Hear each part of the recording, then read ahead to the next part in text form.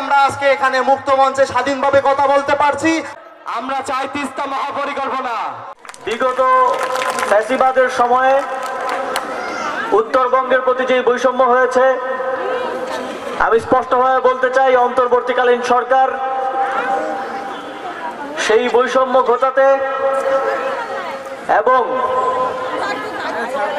সারা দেশে অন্যান্য জায়গায় যেভাবে উন্নয়ন কার্যক্রম হয়েছে ঠিক একইভাবে যাতে রংপুর বিভাগ, রাজশাহী বিভাগ সহ উত্তরবঙ্গে উন্নয়ন কার্যক্রম হয় সেটা নিশ্চিত করার জন্য কাজ করবে। কৃষি ভিত্তিক শিল্পের বিস্তারে এই অঞ্চলে কাজ করার অনেক সুযোগ আছে। কৃষিভিত্তিক শিল্পের বিকাশে অন্তর্বর্তীকালীন সরকার ইতিমধ্যেই আপনারা জানেন সুগার মিলগুলো চালু করার সিদ্ধান্ত নিয়েছে। টেক্সটাইল মিলগুলো চালু করার বিষয়েও আমি শিল্প উপদেষ্টার সাথে কথা বলবো। মৌসুমে পানির যে অভাব এবং বন্যার মৌসুমে পানিতে তলিয়ে যাওয়া, এটা উত্তরবঙ্গের মানুষের দীর্ঘদিনের সমস্যা। এই সমস্যা নিরসনের লক্ষ্যে আপনাদেরকে একটা সুখবর দিতে চাই।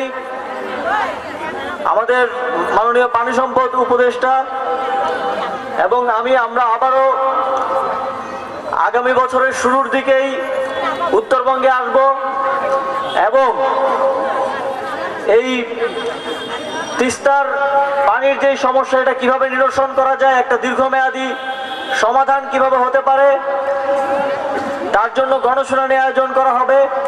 আমরা উত্তরবঙ্গের মানুষের কথা শুনবো, তিস্তা নিয়ে আপনাদের সমস্যাগুলো শুনে তার প্রেক্ষিতে